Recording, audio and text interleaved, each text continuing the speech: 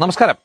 വിനായക് ദാമോദർ സവർക്കർ, മോനെ ബ്രിട്ടാസെ, ഈ പിണറായി വിജയനെ വിടുപണി ചെയ്തു കൊടുത്തതിന്റെ ചെലവില് കിട്ടിയ MP സ്ഥാനമൊക്കെ ഉപയോഗിച്ച് സവർക്കറെ പോലെയുള്ള ധീരദേശാഭിമാനികളെ ഏതോ സിനിമയിൽ ഷൂ നക്കുന്ന രംഗമൊക്കെ കണ്ടിട്ടുണ്ട് എന്നൊക്കെ വിചാരിച്ച് ഷൂ നക്കി എന്നൊക്കെ വിളിച്ച് അപമാനിക്കാൻ ശ്രമിക്കുമ്പോൾ ചരിത്രബോധമില്ലാത്ത വിഡ്ഢി കുഷ്മാണ്ഡമായിട്ടേ നിന്നെയൊക്കെ കണക്കാക്കാൻ പറ്റുള്ളൂ എന്നുള്ളതാണ് സത്യം. 1900-ലാണ് പൂർണ്ണ സ്വരാജ് എന്നുള്ള ആശയം സവർക്കർ മുന്നിലോട്ട് വയ്ക്കുന്നത്. ഇന്ത്യക്ക് വേണ്ടത് ഒരു പൂർണ്ണ രാഷ്ട്രീയ സ്വാതന്ത്ര്യമാണ് എന്ന് അദ്ദേഹം പ്രഖ്യാപിക്കുകയുണ്ടായി. അതിനുശേഷം 30 വർഷങ്ങൾക്ക് ഇപ്പുറം 1929 ഡിസംബർ മാസം 31 ലാഹോറിൽ വെച്ച് നടന്ന കോൺഗ്രസിന്റെ സെഷനാണ് പൂർണ്ണ സ്വരാജാണ് നമ്മളുടെ ആവശ്യം എന്നുള്ളത് മുന്നിലോട്ട് വയ്ക്കുന്നത്. അതായത് സവർക്കർ ഈ ഒരു ആശയം പറഞ്ഞിട്ട് 30 വർഷത്തിനിപ്പുറം 1905 ഒക്ടോബർ മാസം 7 അദ്ദേഹത്തിന്റെ ഗുരുനാഥനായിട്ടുള്ള ലോകമാന്യ ബാലഗംഗാധര തിലകിന്റെ നിർദ്ദേശപ്രകാരം അദ്ദേഹം പൂനെയില് വിദേശ വസ്ത്രം കത്തിച്ച് പ്രതിഷേധിക്കുകയുണ്ടായി. അതിനാണ് അദ്ദേഹത്തെ ഫെർഗൂസൺ കോളേജിൽ നിന്ന് പുറത്താക്കുന്നത്. അതിനുശേഷമാണ് 1905 ഒക്ടോബർ മാസം 16 ബംഗാൾ വിഭജനം പ്രാബല്യത്തിൽ വരികയും അതിനെ തുടർന്ന് സ്വദേശി മൂവ്മെന്റുകൾ 1905 മുതൽ 11 വരെ ഇന്ത്യയിൽ വലിയ രീതിയിൽ സ്വദേശി മൂവ്മെന്റുകൾ നടക്കുകയും പിന്നീട് 1920-ലാണ് ഗാന്ധിജിയുടെ നേതൃത്വത്തിലുള്ള നിസ്സഹകരണ പ്രസ്ഥാനമൊക്കെ മുന്നിലോട്ട് വരുന്നത്.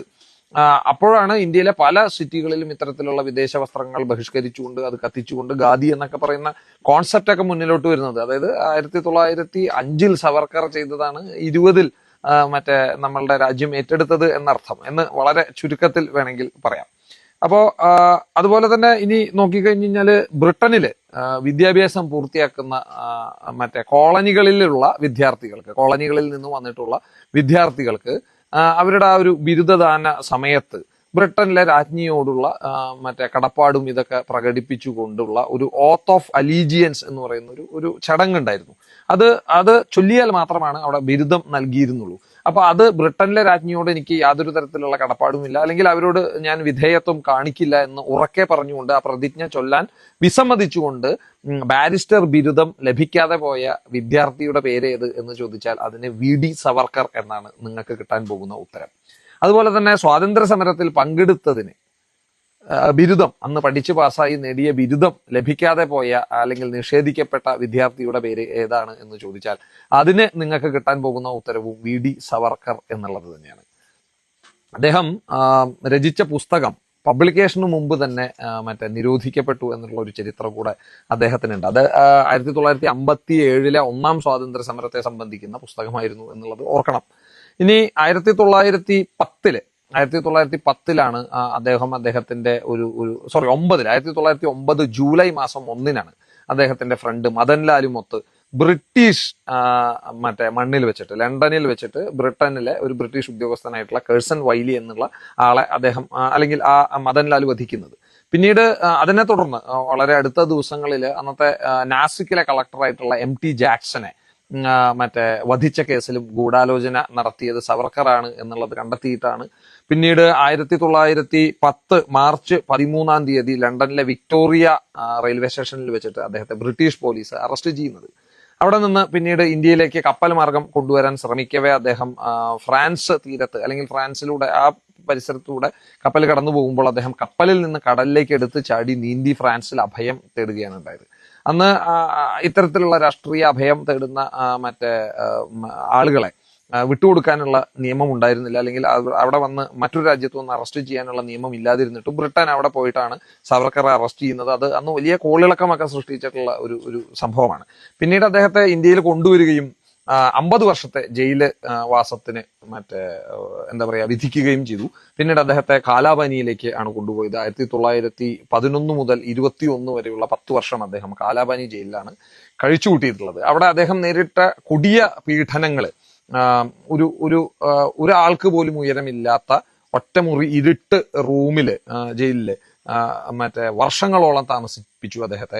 അതുപോലെ ഒരു ഫുൾ ഡേ ഒക്കെ അടിച്ചും തൊഴിച്ചും അദ്ദേഹത്തെ ക്രൂരമായിട്ടുള്ള പീഡനങ്ങൾക്ക് വിധേയമാക്കി. ബ്രിട്ടാസ് ഇതൊക്കെ ഡൽഹിയിലെ ഇന്ത്യൻ ആർക്കൈവ്സിൽ അവൈലബിൾ ആണ്, ഇതിന്റെയൊക്കെ ഡാറ്റാസ്.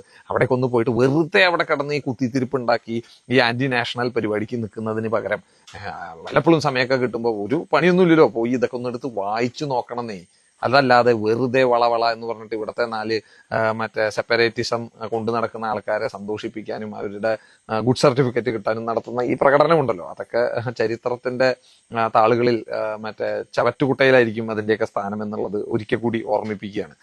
പിന്നെ അദ്ദേഹം മാപ്പ് എഴുതി കൊടുത്ത കഥ. ഈ മാപ്പ് എഴുതി കൊടുത്ത കഥ എന്ന് പറയുന്നത് അന്നത്തെ എല്ലാ ആളുകളും ചെയ്തിട്ടുള്ള പരിപാടിയാണ്. അതിപ്പോ നെഹ്റു ചെയ്തിട്ടുണ്ട്, ഗാന്ധിജി ചെയ്തിട്ടുണ്ട്, പട്ടേൽ ചെയ്തിട്ടുണ്ട്. എല്ലാവരും ജയിലിൽ അടയ്ക്കപ്പെടും. അപ്പൊ നമ്മൾ റിലീസ് ചെയ്യാൻ വേണ്ടിയിട്ട് മാപ്പപേക്ഷ എഴുതി കൊടുക്കാറുണ്ട്. 1911 അദ്ദേഹം കൊടുത്തിട്ടുണ്ട് മാപ്പപേക്ഷ. 13-ലും 14-ലും 15-ലും 18-ലും അങ്ങനെ പലതവണ മാപ്പപേക്ഷ നൽകിയിട്ടുണ്ട് ബ്രിട്ടന്. അപ്പൊ അതില് മറ്റേ 11-ൽ മാപ്പപേക്ഷ നൽകിയിട്ടും 10 വർഷം അദ്ദേഹത്തെ ആൻഡമാനില് അതേ ജയിലിൽ പാർപ്പിച്ചു എന്നുണ്ടെങ്കിൽ എത്ര കണ്ട് ബ്രിട്ടൻ അദ്ദേഹം തലവേദനയായിരുന്നു എന്നുള്ളത് നിങ്ങൾക്കൊന്ന് ആലോചിച്ചാൽ മതി. ഈ ഗാന്ധിജി തന്നെ അദ്ദേഹത്തിന്റെ അനുജനോട് സജസ്റ്റ് ചെയ്തിരുന്നു സവർക്കറോട് മാപ്പപേക്ഷ നൽകി പുറത്തു വരാനായിട്ട്. ഗാന്ധിജി അദ്ദേഹത്തെ വിശേഷിപ്പിക്കുന്നത് വിപ്ലവകാരിയായിട്ടുള്ള ദേശസ്നേഹി എന്നുള്ളതാണ്.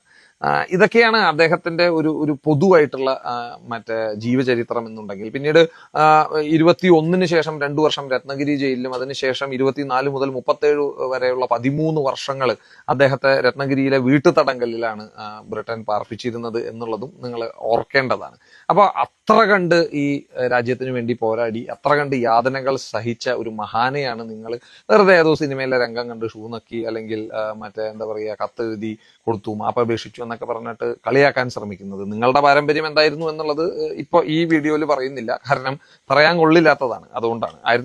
സ്വാതന്ത്ര്യത്തിന് മുമ്പത്തെ കഥ അവിടെ നിൽക്കട്ടെ. സ്വാതന്ത്ര്യത്തിന് ശേഷം 62-ൽ യുദ്ധത്തില് ഇന്ത്യ ചൈന യുദ്ധത്തില് പങ്കെടുത്ത ആളുകൾക്ക് രക്തം കൊടുത്തു എന്നുള്ള, അല്ലെങ്കിൽ കൊടുക്കാൻ പോയി എന്നാണ് തോന്നുന്നു, കുറ്റത്തിനാണ് സഖാവ് VS അച്യുതാനന്ദനെതിരെ നടപടിയെടുത്തിട്ടുള്ളത് കേട്ടോ ഈ പറയുന്ന കമ്മ്യൂണിസ്റ്റ് പാർട്ടി. അപ്പൊ അതവിടെ നിൽക്കട്ടെ.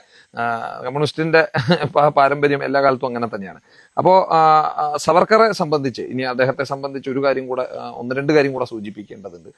അദ്ദേഹത്തിനെ ഓണർ ചെയ്തുകൊണ്ട് 1970 ജൂൺ മാസം 28-ാം തീയതി, അന്ന് കോൺഗ്രസ് ഇന്ദിര ഗവൺമെന്റ് ആണ് ഇന്ത്യ ഭരിച്ചുകൊണ്ടിരിക്കുന്നത്, ഒരു സ്റ്റാമ്പ് ഇറക്കേണ്ടായി, അദ്ദേഹത്തിന്റെ പടമുള്ള ഒരു സ്റ്റാമ്പ്. ഈ സ്റ്റാമ്പ് ഇറക്കുന്നതിന്റെ കൂട്ടത്തിൽ അദ്ദേഹം ഈ രാജ്യത്തിന് വേണ്ടി നടത്തിയ വലിയ സേവനങ്ങളെ എല്ലാം അനുസ്മരിച്ചുകൊണ്ട് 30 ലക്ഷം പാംപ്ലെറ്റ്സ് ആണ് അദ്ദേഹത്തിന്റെ ജീവചരിത്രത്തിന്റെ വിവരണം അച്ചടിച്ച 30 ലക്ഷം പാംപ്ലെറ്റ്സ് ആണ് അന്ന് ഇന്ത്യയിൽ ഒട്ടാകെ വിതരണം ചെയ്തത്.